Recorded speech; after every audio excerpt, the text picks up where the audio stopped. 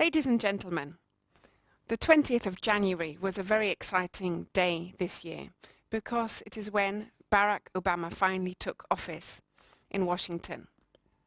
And I don't know about you, but I myself certainly stayed up to watch his inaugural speech, which was absolutely wonderful.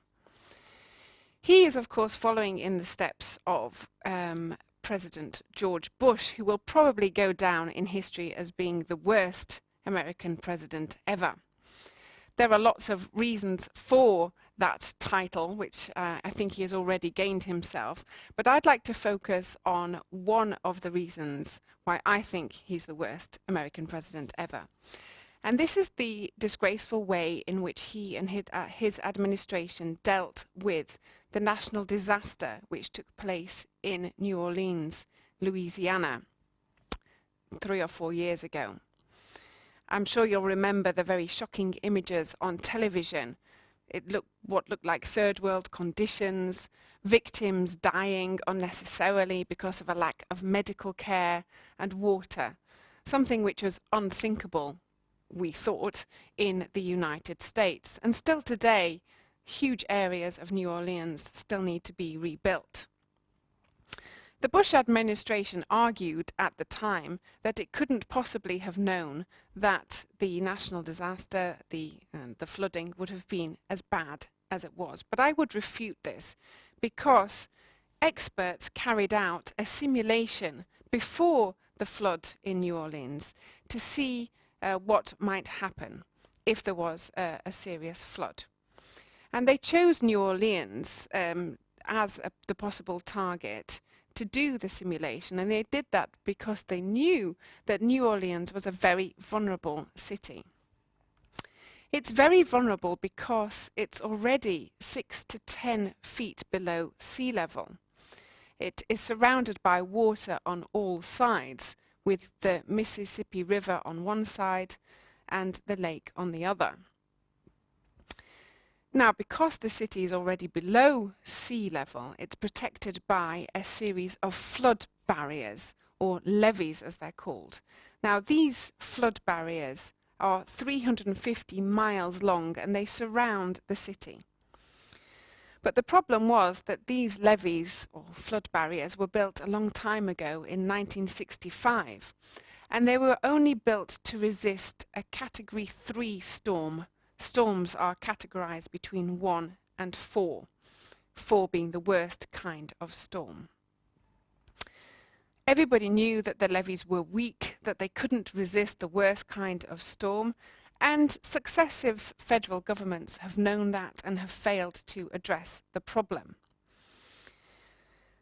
In the simulation that they carried out, the experts, they said that there would be about 300,000 people from New Orleans who would be unable to leave the city.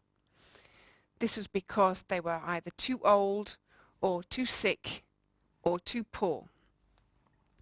A third of the population of New Orleans actually lives below the poverty line. And two-thirds of the population are black. And I think this was perhaps what was most shocking in the images that we saw on television. And not unsurprisingly, the Bush administration was accused of racism for not worrying about the poor blacks in Louisiana. Given that this simulation had taken place, the experts then got in touch with FEMA, which is the Federal Emergency Management Agency, FEMA, FEMA. And they told them, given that 300,000 people will not be able to leave the city, you have to make sure that you prepare refugee camps and tents. But none of this was done by the federal agency. In fact, it's this federal agency which perhaps most severely failed the people of New Orleans. Despite being given lots of warning and despite having lots of time to prepare for a possible disaster, they did nothing. And the mess which ensued showed a scale of incompetence and ineptitude right through that organization. They failed to do the basic things which is necessary in in a natural disaster. For example, they failed to give ample warning to inhabitants. Number one. Number two, they failed to evacuate people in time. Number three, they failed to rescue survivors. 4, they failed even to supply food and water. And 5, they weren't able to restore peace and order. Despite being told by the experts that around 300,000 people would be unable to move from the city, they managed to set up a refugee camp in the football stadium, which could only house 15,000. So whereas they should have been preparing to house 300,000, they only prepared to house 15,000. In the event, when disaster struck, 26,000 people turned up to the football stadium. So a good many more than were really able to stay. So conditions were very cramped. It was very hot. There was no food, no water, and people were stuck there for 24 hours and then 48 hours without any help whatsoever.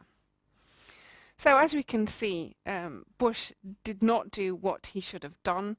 He declared a state of emergency when the hurricane hit New Orleans, which was on the 26th of September. But having declared a state of emergency, President Bush then promptly went on holiday. The flood barriers broke on the 27th, and by the 30th of September, so 4 or 5 days after disaster struck, still there was no help whatsoever. And people were treated in a very inhumane way by police and by the army in the end, because the army had to be drafted in to help. This fueled claims that, once again, that President Bush was a racist president and that he wasn't doing everything in his power to help people in Louisiana. So, in conclusion, I think we can say that this disaster was totally foreseeable, even though the Bush administration claimed that it wasn't. And some of those 1,200 lives that were lost could have been saved. And the Bush administration and its Federal Emergency Management Agency are entirely to blame for the mess. I don't know about you, but certainly when I saw this on the television, I had to ask myself, would this have happened? Would President Bush have allowed that to happen in a largely white area, which is more likely to vote Republican? And now, of course, we can ask ourselves, could that ever happen again, now that we have the first black president of the United States? I'll leave the answer up to you.